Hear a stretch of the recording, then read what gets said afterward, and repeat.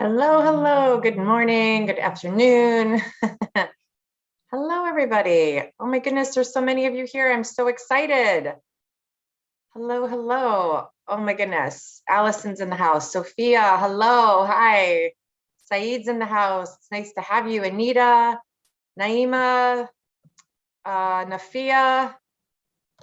Did I get everybody? Oh, I hope I said hello to everybody. Hi, it's so great to see you all. Hello, hello. Naima, it looks like you're in a new backdrop. I haven't seen this backdrop before. I like you. I like you sitting. Looks like you're official, like in an office.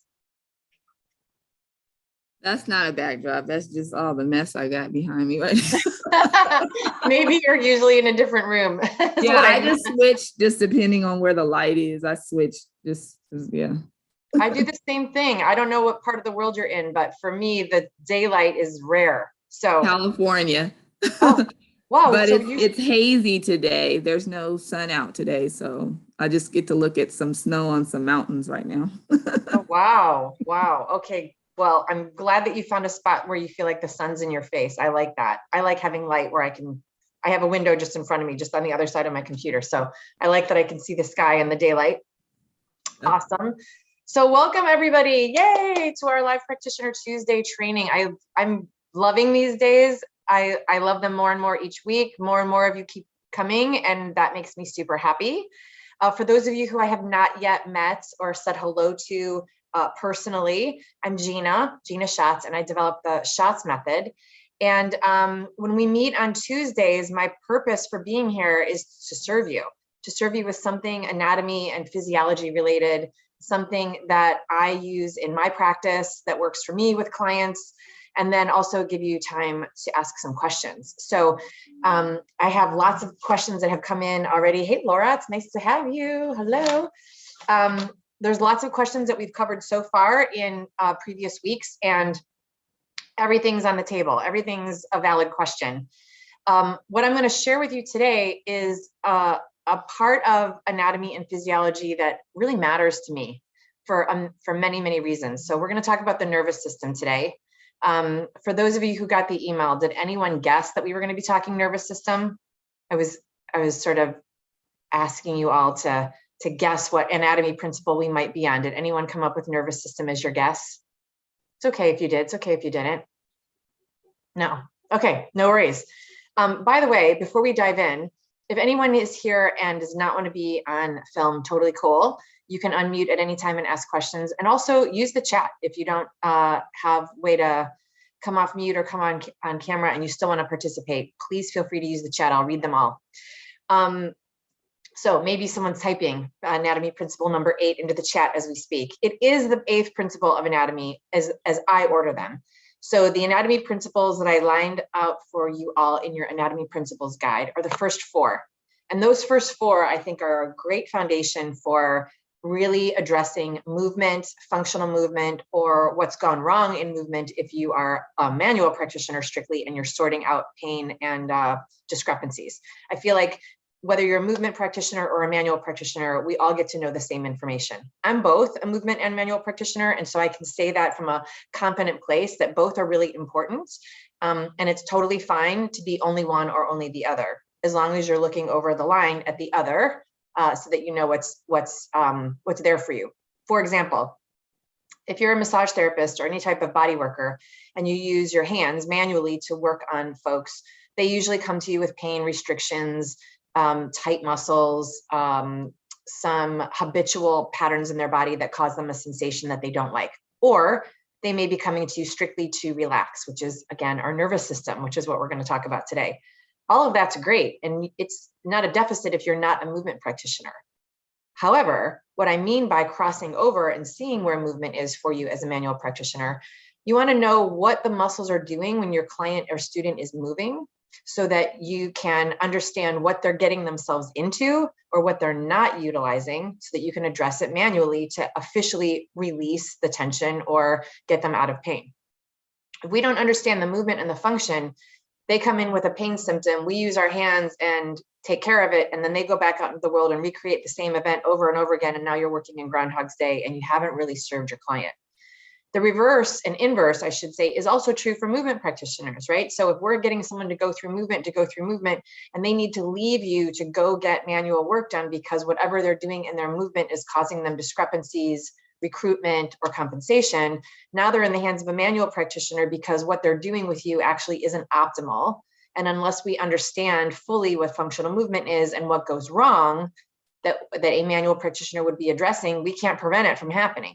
So we end up just, our clients and students and patients, depending on what title you're using and what you call the people you serve, they're jumping office to office to try to get them into a whole healing and a whole experience in their body that's pain-free, and they should.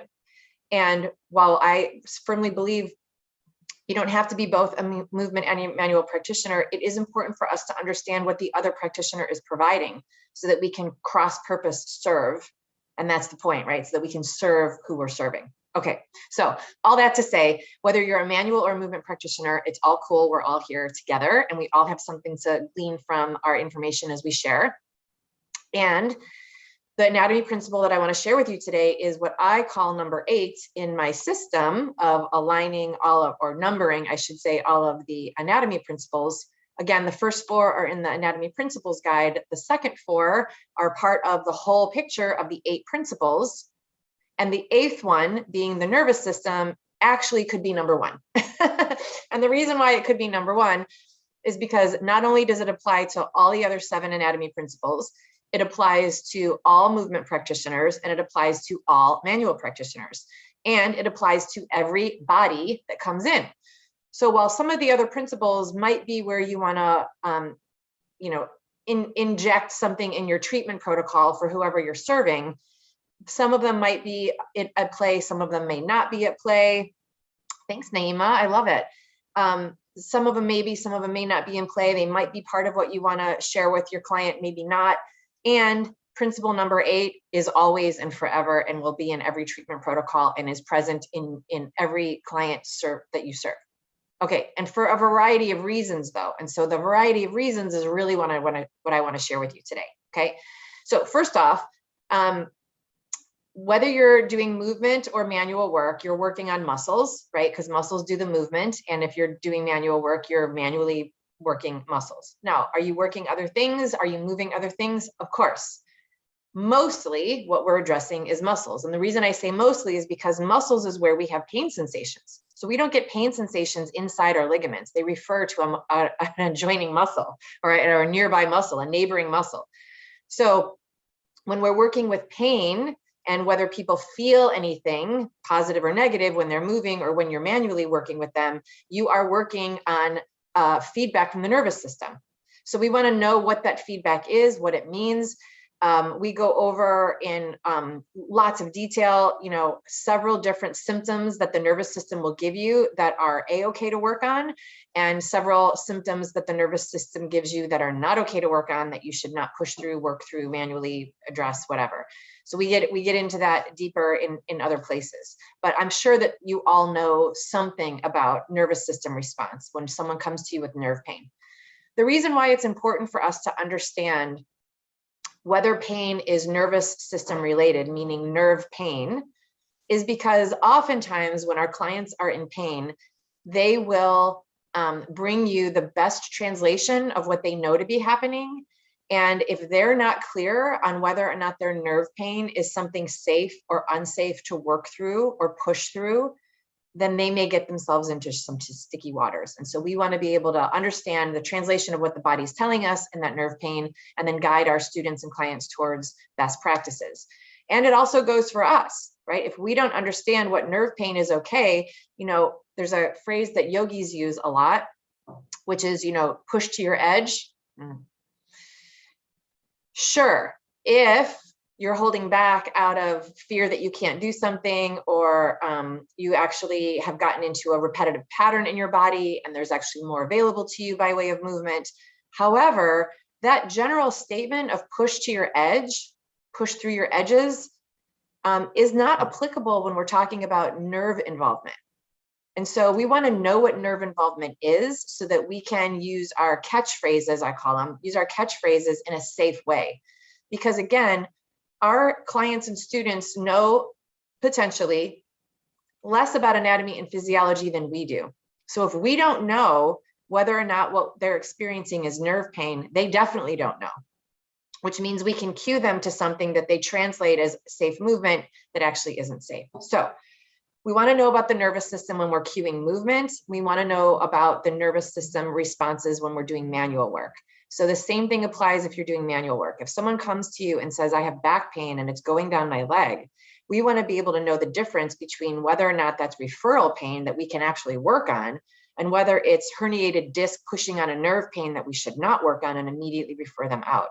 The client's explanation of that low back pain that feels tight, that is shooting down my leg, is the same words, whether it's referring pain down the leg or whether it's nerve pain from a herniated disc. So we need to know the difference, and we need to be able to have either palpation skills or assessment skills that can really discern that for us, so that we can, again, lead ourselves and our clients into safe practices. Okay, so that's number one reason why we want to know the nervous system, why the nervous system could be number one whenever we're working with someone, whether we're doing movement or manual work. Another reason why we want to know principle number 8, that the nervous system is involved, is because of sympathetic and parasympathetic nervous system responses. So when we're working with someone who is in pain, they're in a sympathetic nervous system state. They just are. When we're in a sympathetic nervous system state, our ability to take in information and relay information is wildly affected. Yeah, awesome, Laura. What is that? What is that chart? Tell us. So this is something I got from my chiropractor, and it's the autonomic nervous system, and the yellow is the sympathetic and the green is the parasympathetic. So I actually shared this, Gina, you'll love that I shared this when I took my yoga teacher training, because I know that this is something that they don't get, and then on the back, it talks about all the vertebrae and what relates where and all that kind of stuff. Wonderful. Super cool. Yay. More anatomy, please. Yeah, I'm hungry for it. I know you are too. So different from muscles and movement and pain, we want to also know that we're dealing with the nervous system in the parasympathetic and sympathetic realm. Okay. And the nervous system is hugely complex, as you all know, and I do teach it in several courses. In fact, it's pretty much in every course, because again, as I said, while I listed it as principle number 8, it really is the first, it's the first point of entry, regardless of what we're doing. When a client or student comes in with pain, and I'm in the world of pain, alleviating pain on the planet, that's what I do. I'm dealing with folks who are in a sympathetic state, which means they can't hear me as clearly as they could if they were in a parasympathetic state. They can't communicate as clearly as they could if they were in a parasympathetic state. And more importantly, anything that I do to them, movement or manual, is going to potentially trigger more sympathetic response. And once we get into a place where there's so much sympathetic response, now they're in what's called a dysregulated nervous system window. And that is territory that you need to really know, right? So for those of you who do trauma work, you've probably talked a whole lot about regulation and dysregulation in windows. I talk about it in 2 of my courses as well, because it's really important to know. And the key about sympathetic and parasympathetic nervous system responses is that you could be literally sitting in front of someone, even as your client, and not fully know if they're dysregulated or not. And that's tricky, because dysregulation looks different. Dysregulation isn't only the person who's like got road rage, who's pounding on their steering wheel, although that is clearly dysregulated. Dysregulated can also go in the opposite direction, where they freeze, where someone's just looking at you and it looks like they're nodding and they're listening along, but they're actually becoming dysregulated as you give them information. This happens a lot when we talk to people about what potentially could be going on in their body. Like, for example, when we start throwing out casually potential diagnoses, oh, wow, well, that sounds like a nervous system. That sounds like, maybe you have a pinched nerve. You can dysregulate someone's nervous system who's right on the brink, and it looks like they have a blank face and that they're nodding and listening to you, when on the inside, they're freaking out. And the reason I know that is because when they come to me, they walk me through how they learned the information and what their response was. And I always ask them, did you ask for more clarity from that practitioner who said what they said? And the answer for someone who's in a downgraded, dysregulated nervous system is always no. because they freeze, right? So now we have actually done the opposite of serving them. We've actually contributed to their nervous system being so dysregulated that they can no longer hear information or communicate clearly, and that affects everything that they do. The reason that it affects everything that they do is the nervous system is the most complex system in the entire body, and it is responsible for, not just hangs out and comes into play, responsible for every single function in the body. The way we speak, the way we hear, the way we digest food, the way we move our leg, the way we translate information and have reactions, that's all nervous system generated. So if we've contributed, get this, if we've contributed by just saying a flip comment that they might have misheard, like so I've heard some practitioners say it that way, and I'm like, please don't be that cavalier about it. If we say something harmless that they translate in a certain way, their nervous system becomes more dysregulated and they leave our presence and go into the world with their children. Now their children are affected by their dysregulated nervous system. And now we've done a domino effect of disservice. It's not just a casual comment. So I get kind of like heavy and serious when I talk about the nervous system, because I really want to bring attention to it, not because I want any of us to feel punitive or that we've done anything wrong, but to really like jolt us into like, come on, let's wake up. It's not just free movement. I may have some history around this as well. I remember a few times teaching, I'm a yoga teacher and I also teach anatomy and physiology to yoga teacher training programs. And so yoga teachers in training are in a transformation, just like we all are. Every day of life is a transformation. And in that incubator of transformation, they're challenged. They're challenged on what they knew before they come in. Any incubator of transformation, we're challenged on what we knew before we came in. And so I get it. And so what I heard twice, I think, once that I remember really clearly, it might've been twice. What I heard when I was talking about the nervous system and movement and being really responsible, I heard someone say, well, boy, you're really sucking the joy out of yoga, which is supposed to be free movement. Why can't you let people just be themselves? Everybody's different. And I agree with you, like everybody's different and movement should be free. And yes, there's beautiful results from all of that. And I am a joyful person. And I know that the nervous system is involved and that we can really affect someone in a negative way and not know it. And so what I was appealing to that particular teacher in training was, how do you know that it's joyful? You might be joyful in the front of the room and someone next to you could be completely triggered. And the reason I know that is because in that same setting, live teaching, it would be 20 straight hours of teaching, and usually students sit in the same place in the room. And there was one student in the very front row, just off to my side, who sat there every single day, asked questions, contributed the whole bit. And at the end of the weekend, at the end of the course, when I asked for feedback on, what worked for you, what didn't work for you, how did the course support you, how could the course be made better? And I'm open to all feedback all the time. It makes me a better person of service. That same person who sat and contributed and showed no signs of duress left me a pretty scathing review. So my point is, was that me? Was that her? Was it a combination? Of course it was a combination. And she was dysregulated. She was dysregulated because all the things that she wrote about in her feedback that weren't serving her were never brought up in conversation, even though I was involved in conversation with her. And that's the takeaway. We can be in conversation with a client or student of ours thinking that we're landing our message, and they are full on freak out on the inside. And the more we talk, the more freaked out they get. We're not serving them. And that was my takeaway from that feedback, more than any of the specifics about what she didn't like. It was like, wow, I missed it. I didn't serve someone. She spent 20 hours in my presence, probably uncomfortable for most of that time. That's not being in service, which means because she was in a sympathetic state, she didn't take in most of what I taught. And that's the real crime, because she was there to learn, right?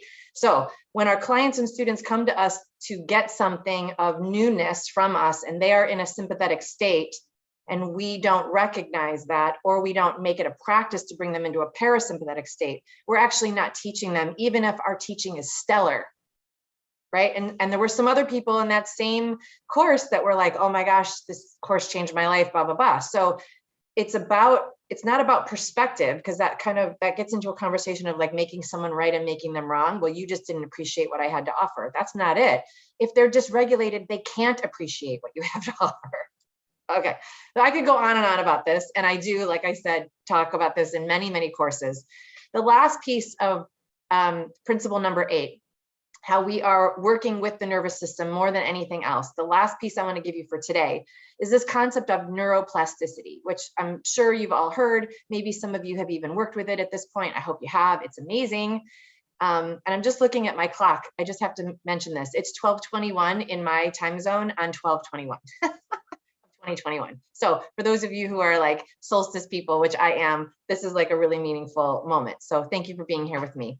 Okay, so neuroplasticity is the idea, proven idea. It's not a concept. It's like proven scientifically that our brain lays down grooves. So two synapses fire together and they spark an idea. And as we walk through that idea, we lay down tracks and then we create patterns in the brain. Cool.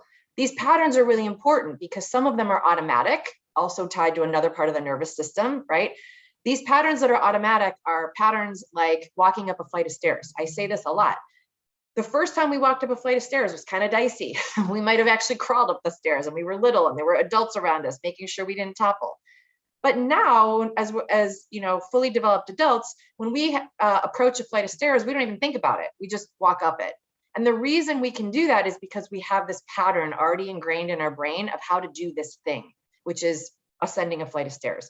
We have it for holding our toothbrush. We have it for holding a fork. We have it for picking up a cup. These are all things we didn't have at one point, and they are now laid down patterns in our brain.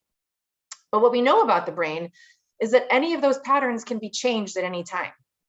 And oftentimes when we're working with clients, it's because they got into a pattern of doing something a certain way that didn't serve them, right? Like we look at their downward dog as yoga teachers and we're like, oh, we got to break this down a little bit. Or we look at their form when they're in the gym working out and we're like, wow, why are they turning their toes out like that? That's terrible for their hips and their low back. Or we're watching them as a massage therapist walk into the room with a really interesting gait, and then they lay down passively on the table. We got to remember that pattern that they came in with because they're leaving with it. So anything that we unwrapped for them on the table, they're putting back into motion when they walk back out of the room. So this idea of neuroplasticity is twofold. It's that we want to recognize that the brain is neuroplastic, that people have a pattern of doing something, and just telling them one time how to do it differently is not enough. It's not enough.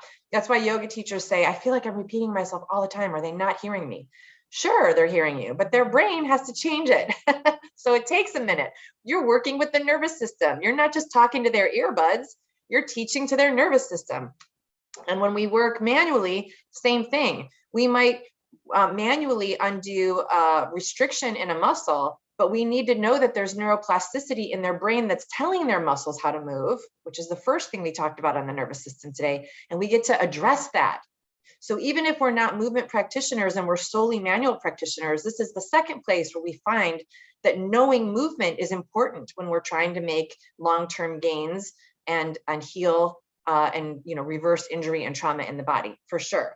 The other thing that's important is that when we're repatterning someone, and repatterning is a made-up word that I made up, it's part of our method. It's actually a touchstone in the Schatz method. We spend a whole chunk of our time on repatterning because the way to repattern is you got to know how the body is designed, to function, which is a different conversation, how the nervous system plays into that neuroplasticity of laying down a pattern already, and then speaking to how to relay down a new pattern, especially when the old pattern's there at play. So that takes a minute, right? It takes a minute for us to learn it, and it takes a minute for us to walk our clients through that idea. And it is literally a game changer. And whether you are a manual practitioner or a movement practitioner, this touchstone of repatterning is a game changer for everyone. It's a game changer for you because you don't have to keep doing the same thing over and over again, working the same muscles over and over again, whether you're doing it manually or telling them for the 50th time to do something different in downward dog if you're a movement practitioner that does yoga or anything in between. It changes that whole, like, I keep saying the same thing over again and they keep not getting it. It also, though, most importantly, it changes their function and their relationship with their body so that not only that one place where you're asking them to move their foot or raise their arm, not only that one place changes, but the domino effect of how they do shoulder flexion, hip flexion, lateral rotation, blah, blah, blah. The domino effect of how they do that pattern in their body changes everything. which means that there's lots of places in their life that we've actually served them in where they are avoiding laying down patterns that can lead to pain. So the concept of neuroplasticity, super important, and it's a nervous system thing.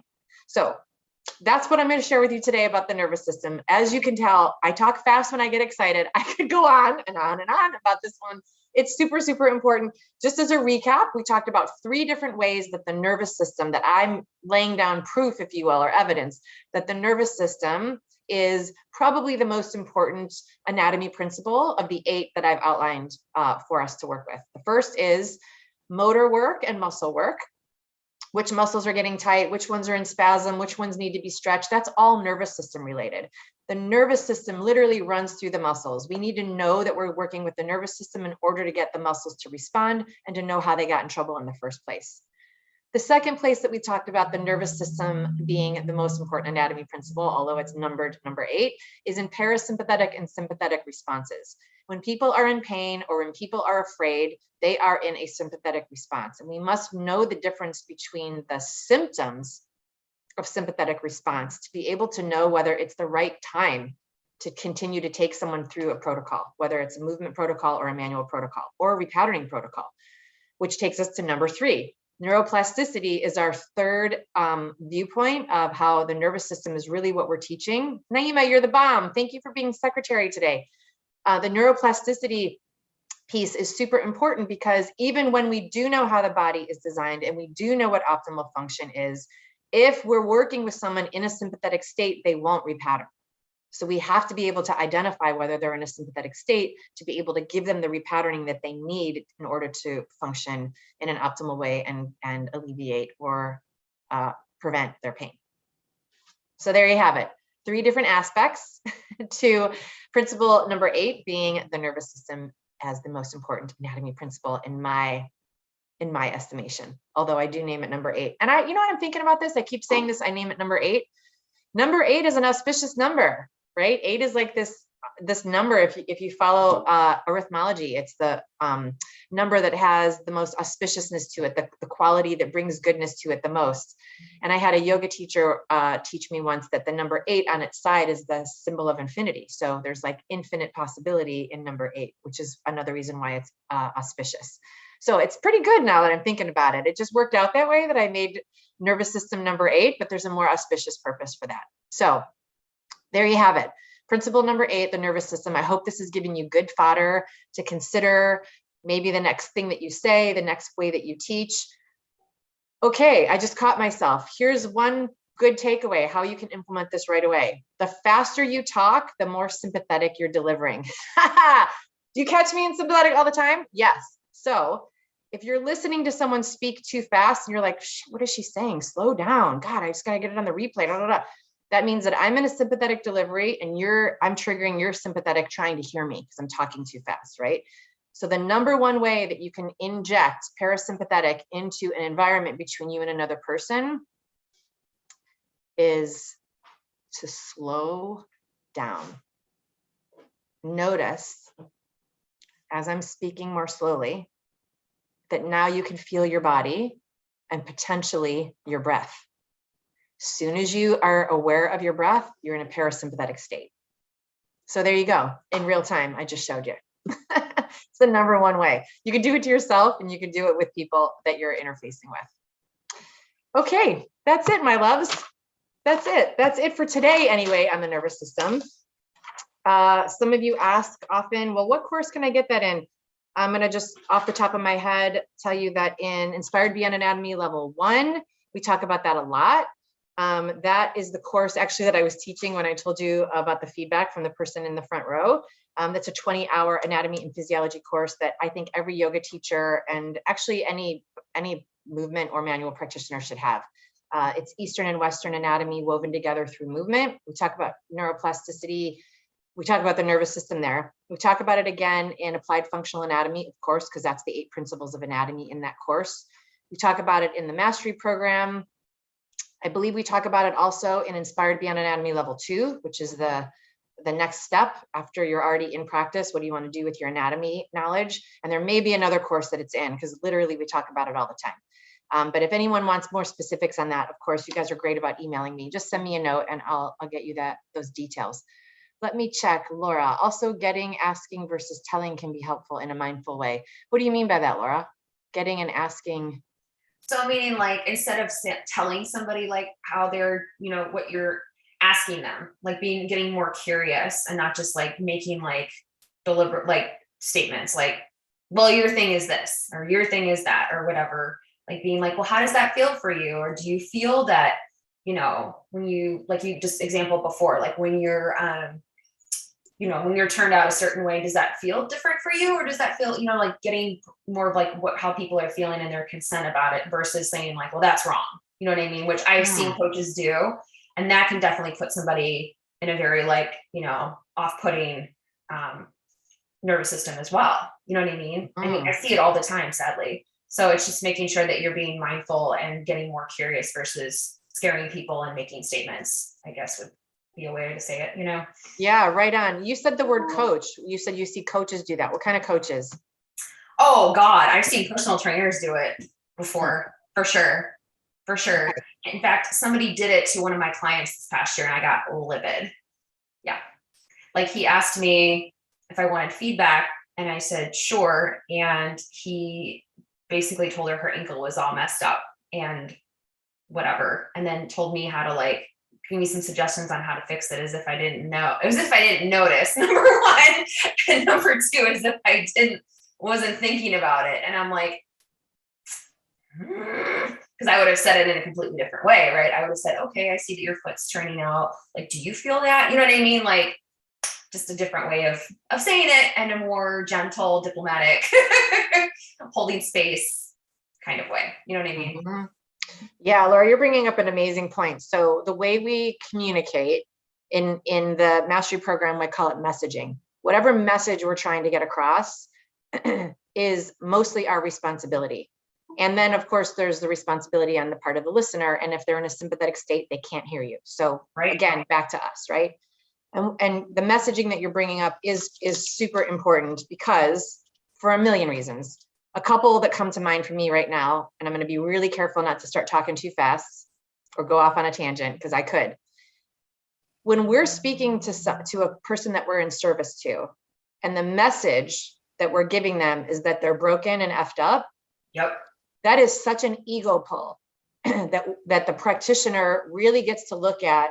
What message are they really trying to get across? And in that delivery, the message that they're trying to get across is, I have something for you. Which means it's all about the practitioner in that moment because they don't feel good enough to be able to deliver. So they have to make the other person feel bad in order to be worthy. That is such a psychological warfare that I'm sure we've been in relationships. There's memes on social media about the relationships that we shouldn't be dating that person anymore because of that kind of communication. And yet practitioners do it all the time. So the real solution to that is to build confidence in a practitioner so that they don't have to pull that in their messaging. And the way to build confidence is through competence, by having deep knowledge and training and tremendous amount of practice. And then you're confident. So out of the gate, when we're trying to make big effects on the people that we're working on, we got to check ourselves first, because what is the message that we're trying to get across to someone? And the other side of it, the perspective of the client, is also super important. When we give our clients, the people that we're serving, the message that there's something wrong with them, never does that feel good. Never, ever, ever does that feel good, which means it's going to trigger a sympathetic response. Which means that anything that we say after that, even if it is perfectly delivered and the right answer for them and repatterning or what have you, it's still not going to land because we left them feeling like something was wrong. And when people are in pain, the reason why they get in sympathetic from pain is because they actually believe for a minute, this is where the story ends. I'm never going to be able to lift up my kid again. I'm never going to be able to bend down and put my shoe on again. I'm never going to be able to sleep through the night without pain again. They actually have a moment of freak out. So when we give them more confusion about their body, we're actually being abusive in my estimation. Like, don't freaking do that. Yeah. So what I say, go ahead, Lori, you have something? Oh, I was just going to say, I mean, that's where like my trauma informed training I took last year was super, super helpful. Yeah. In getting a lot of that, you know, kind of, and not that I think that I did that intentionally before, at all. And if I did, it wasn't like malicious, or I wasn't trying to make anybody feel bad. And some of it too is just like the conditioning of the industries and stuff like that. And we have to kind of like flip it over and say like, okay, well, the industry, you know, wants you to be like the expert over like the client, but it's really should be more of like a even, oh, totally. But you should see all the stuff that I see, but, or the marketing. Change your filter. Don't see it anymore. Right. No. What I'm saying is like the marketing that I have been coached and taught as a business owner is like that. So I've had to kind of, like come to this and be like, no, it's coach to client, and it's a two-way communication, you know, very empathetic, sort of compassionate relationship, and not this like, I know your body better than you sort of thing, which is a lot of how I've seen it. I mean, I literally have seen it. But anyway, my trauma informed training with a local person, Katie Kurtz, was super helpful. And I had already started down that path, but it just kind of like reemphasized like, okay, I'm going the right direction with this. And like, that's not how I want to come across as a coach. You know what I mean? Right. Yeah. The truth of the matter is we probably do know more about their body than they do, because we studied anatomy for a living and they studied whatever they studied for a living. Right. But that doesn't make us better. Right. And if our point is to bring them back to wholeness, then making them estranged from their body is going in the opposite direction of what we say we're here to do. So we talk in the mastery program about what's your intention and how do you stay committed to that intention so that that becomes the result. And there's lots of different places where we get derailed from that. But what's your intention? When you open your mouth, what's your point? You know, like what are you trying to get across? And did you do that? And were we humble enough to ask, how does that sound to you? What did you hear me say? Right. And again, being humble to get that feedback, like even the feedback I got from that person in the front row, like, wow, I missed it. I'm so thank you for the scathing review, you know, because I got to be reminded again that I miss things even when they're right under my nose. I get to be more humble and aware if I really want to be in service, instead of like, screw her, you know, there was 28 other people that had a great experience, which is what some of us do when we're afraid of feedback. Don't be afraid of the feedback. The feedback's going to make you more whole, more hearted, right? Like, thank you. I humbly received that. I'm so sorry. That wasn't my intent, which leads us back to when I hear people say that wasn't my intent, I say at some point it was, or that wouldn't have been your results. So what really was your intent, and did you stay focused on it? Because like I said, we always in our program, we say, you know, what's your intent going in? And then there's lots of ways that you can get derailed from that during your treatment plan, depending on what the questions are, or their resistance or their fear, or what they can or can't do. We can get derailed. We can like get enrolled in their limitations at times. And if my intention is to get them to restore that function, then I must stay the course for sure. Okay, Naima, you have a beautiful question in here. Let me open up the chat. What's the difference between your method, neuromuscular therapy, and advanced release therapy? Oh, that's a great question, Naima. So the neuromuscular therapy and advanced release therapy are techniques. You know, they're tools, if you will. And the method, there's a difference between a method and a technique. And the method is very full spectrum. So it's knowing the body. So we do a ton of anatomy and physiology and functional anatomy training, a ton of it, like hundreds of hours of it. Then there's techniques inside the method of ways that we measure and assess the body. And there's tools that we use to address those measurements and assessments. And then there's a method of putting it all together from the moment we ask our client their first question until we get them through to a new pattern that is stored in their body where they don't need us anymore. So it's a full, it's a full cake. Yeah, and that's a very brief explanation, but that would be the difference between like neuromuscular therapy is one thing. I'm trained in neuromuscular therapy, and it's one technique that you do all over the body between the nervous system and the muscles. but it doesn't do any, it's not about assessments or measurements, or it's a technique that you do. Does that answer your question? Kind of?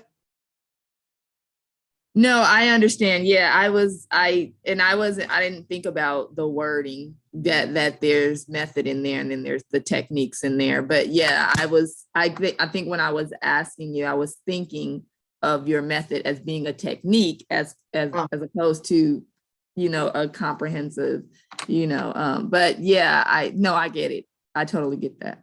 Okay, cool. Yeah, and in the training and in the mastery program, we go through all of that extensively from beginning to end. And it also dovetails on what Laura was just saying. We do professional development there as well, which is another reason why the method is different than going to like a weekend workshop to get CEs, which is great. And I think everybody should get tons of CEs because we're never going to know all of it about the body. My personal and professional vision and value system around us as practitioners is that we all get to make a good living. Not highway robbery, not gouging people, nothing like that, but we get to make a good living. And we have a limited window of time to do that in. We work hours for dollars. We work with people, maybe one or in groups, and we only work during daylight hours, roughly speaking. So we don't have, the same amount of margin that someone who's making a thingamajig and manufactures it can ship millions of them at a time. We don't have warehouses to store what we sell. We work with people, which means that we're people dependent and time dependent.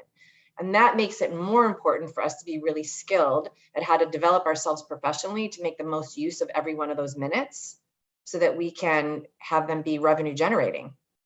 So we do a ton of professional development because it doesn't matter to me as much that you become a shots method practitioner if you aren't making a living doing it, because then I haven't served you.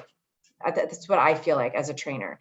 And in other courses or in other like weekend workshops, for example, their job they're not there to get you to make a living. They're not taking you to the next level of your practitionership. They're giving you a slice of the pie, a piece of it to take a new tool back to your treatment space and implement it, hopefully implement it. So the program is a much more robust program than like a continuing education course. So hopefully that answered you more fully. Thanks for giving me the opportunity to be more clear. Every time I get a question, this is one of the things about feedback, guys. Every time we get a question, when we think that we've been clear, if someone asked the question at some level, we weren't clear enough. So we get to say it again. We get to find a way to message in a way that's more applicable, that lands better every single time. Okay, so what other questions? We have like 15 more minutes. What other questions do you guys have here today? If you would like to be hot seated, you're welcome to do that. I love hot seats. Hot seats are a little harder, but they're fun. You can bring a client question, or you can unmute, or you can type something into the chat too. Any questions are welcomed. Any question on any topic, anatomy, physiology, something I've talked about, something I haven't talked about. Laura. So I had these last week, but I was not in a position to like go into it, just where I was. But I got my notes back from knee replacement guy. Like, oh, okay. Yeah. Okay, bring us back to speed. So there's new people here today that are hearing it for the first time. So give us a quick. Yeah, I'll give you a quick recap. So I have a client who had a double knee replacement 6 years ago. We've been doing, I love what Gina calls it, Groundhog's Day for the last couple of years, whereby he's come to me, he feels pretty good, and then he falls into a pattern where he feels like he needs to go back to physical therapy. So he goes to physical therapy for a while, he feels good again. And then eventually, we're back into the same boat again. So this is his second time in physical therapy since we've been working together for 3 years. So Gina mentioned a couple weeks ago that clearly the movement patterns that, were established before even the knee replacement were never fully repatterned, to use your word. And therefore that's why we keep having this issue. So I went into, well, I'm thinking like maybe it's a hip or a ankle, thing that's going on, because rather than looking just at the knee area, we need to kind of look upstairs and downstairs and see what else is perhaps going on. So one of the questions you had asked me, Gina, to get was, why did the pain happen and what caused it? So he had his first cartilage tear. He's 66, just for context. So his first cartilage tear was at 21 in his right knee. He had surgery at 28 to fix it. So the knee would swell and it would be like that for 2 weeks. It only happened like maybe twice a year. Then he fell again in his mid 40s, and that really threw off his gait. He started with another trainer in 2005, started seeing a chiropractor. And then in 2015, after years of like wear and tear, he had a double knee replacement. The procedure was the same on both knees to his to what he's like, I think it was the exact same surgical thing on both knees. So going up and downstairs is challenging, both actually. He cannot bend the right knee back towards his glute, like do like a standing quad stretch without pain. And then he can kick forward on that leg, but not back in terms of like bending, doing knee flexion. His posture is I think it's a little of a lordosis, but sometimes it's often anti-flexion exercises as well. So that was kind of what my notes were from our last discussion. His hip mobility seems pretty good. I mean, I had him lay down yesterday. He can bring his knees up into his chest and not like compensate by rolling far up of his low back. So my first guess is it's an ankle. Perhaps an ankle issue, but I don't know. I would love obviously any of your feedback or anything like that. This chap is 66 years old, and at 21, he had his first traumatic injury to his knee. Yeah, long time. I know. And then 6 years of compensation in his gait before he had it repaired. Yeah. 6 years of learning how to walk the wrong way. Yeah. What caused that initial cartilage tear at 21? I think he was in an accident. I think that's what he told me. It was, I can't remember what kind of accident it was. I have to double check with him, but it was, yeah, I think he was in some kind of accident or fall. I'll double check though. I can get that information. Yeah, Laura, you did an amazing job getting history and intake, and there's always more, right? There's always more, not always, but there is more. So here's one of the things that we go over actually in the program is, why do we ask the questions that we ask? There needs to be an end point, right? And so why do you think I would ask what caused that initial cartilage tear? Why would we want that information? So we know what type of injury it was. Yeah, why do we want to know what type of injury? So we know perhaps where, what kind of trauma was caused to the joint. Why would that matter? Well, it would matter because if it's like a car accident, that's going to be one thing, because that could be like the entire body. Or if it was like a fall, that's a different type of accident. So the way that it builds trauma to the body would be my guess. Yeah, and when it builds trauma in the body, what does that tell us? Why do we need that information? I would say because then we know how like the nervous system may have reacted to it or not reacted to it in that kind of way. Yep, how everything reacts to it. So yes, the nervous system and also the patterns in the body. Right. Right. So for example, if we have a knee injury where someone comes and sideswipes us, like while we're skiing, and there's a traumatic knee injury in that way, it does something very different to the joints above and below than if we fall and smash our patella down on the ground and lodge the femur up into the acetabulum. Mm-hmm. They're just different things to work on, right? Because anytime there's impact trauma, the body locks in that position, thankfully. Right. So if I have a lock somewhere that needs to be undone, and a lock somewhere where the body recreated patterns over and around it, I need to know that if I want to really get this person out of pain. Yeah. So what I heard you say was, we want to know what happened at the joint. Sure. And what happened at the knee happened, the cartilage tore. So yes, I need to work on that knee, but also where it connects to and what the patterns adopted, what the body adopted is by way of patterns that then led to this knee never healing. Mm-hmm. And ultimately, it's still not healed. He still has pain. He still has pain at 66 after 2 surgeries and a gaggle of PT rounds for 40 some years. So that's why we want to really get to the genesis of something so that it doesn't perpetuate, so that we stop it in its tracks. So Yeah, so there's more that we could walk through, all the patterns and things like that through his body. What's your specific question for today? So I guess my specific question for today was, we're still having, he's still in pain. So I guess I just need to go back and kind of get more information about the cartilage tear and things like that. I'm just trying to kind of like assess like what PT could potentially be missing, or, obviously like you've talked about, they're very microscopic. So they're like zoomed in on that knee area, which isn't bad. It's just that like, what can I do as a movement practitioner, or what should I not be doing, I guess, as a movement practitioner, in order to ensure that we're, going down the right path? Well, so a little bit more in your understanding of the body, like the body gets to communicate more with you for sure. And not only does he have a fall at age, or an injury, we're not sure what yet, but he had something at age 21.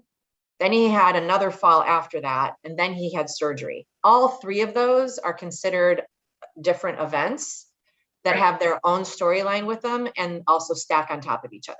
So when you say he still has pain, my immediate question is where? Where is he in pain? Yeah, right knee in the front, like in the front, anterior in the right, in the right knee. Yeah. Mostly. So we know that today, like in this snapshot of time, he had the exact same surgery on both knees, but only one of them's hurting. Yep. Which means that it wasn't the surgery that's the problem. It's something that preceded it. Right. What preceded it? Like, in order for me to address it, I need to know what's there. Okay, I'll find out. I know the second time when he fell, the second injury was a slip on the ice kind of thing. I do know that. So yeah. And what part of, and so what questions did you ask about that? I need to probably dig a little bit deeper on that one. Just be like, how did that happen? How did you fall? Like, what was the, what was the fall like? That kind of stuff. Okay. Yeah. What was the fall like is a great question. And keep in mind, anywhere there's impact trauma on the body locks. Okay. So do you know, does impact trauma resonate? Do you know what that means? I don't think so. Can you elaborate just a smidge on that, please? Yeah. Impact trauma. Got it. So what part of the body hit the ground? What part of the body braced? Fall sideways. Yeah. Right. Okay. That makes sense. Because every joint where there's impact, there's a lock. So what locked? Sure. The Golgi tendon organs don't unlock unless you tell them it's okay to do so. Right. Okay. Right. No, that makes total sense. And then I'll get a little bit more information around that cartilage tear and what that was about too. Yeah. Cool. Okay. Thank you. Yeah. And again, this is just something I've never been trained to deep dive this much, which is great. So that's why I'm here. And that's it's good stuff. So yay. I love a good learning experience. So this is awesome. Well, I love that you love it. You're one of us. So come on, let's get this guy out of pain. Yeah, exactly. Awesome. Thank you, Gina. Yeah, it's my pleasure. Keep us posted. We're all in it now. We're all invested in his full recovery. Okay, we have just a couple minutes left. Are there any other questions? Anybody here with a question on anatomy, physiology, client work, what to do next? Anybody? You're welcome to be typing. I know that some of you may be typing, so it takes a minute for all of that to come in. And if not, that's okay. We can be done for today for sure. I feel like our work here is never done. I'll just be honest, our work is never done. But I will be here next week. So I shared this last week, and I just want to repeat that again. I know people celebrate different things, which is perfect. I honor everything that you celebrate. And next Tuesday is right in the middle of all of it. So we still have plenty of opportunity to join together. And so I plan to be here next Tuesday, same time, same channel. And of course, into the new year as well. But next week will be our last one of this year. I don't know, it's kind of like something sentimental about the, calendar year, even though I just read something today about the Gregorian calendar and how it's all made up and blah, blah, blah. Okay, fine.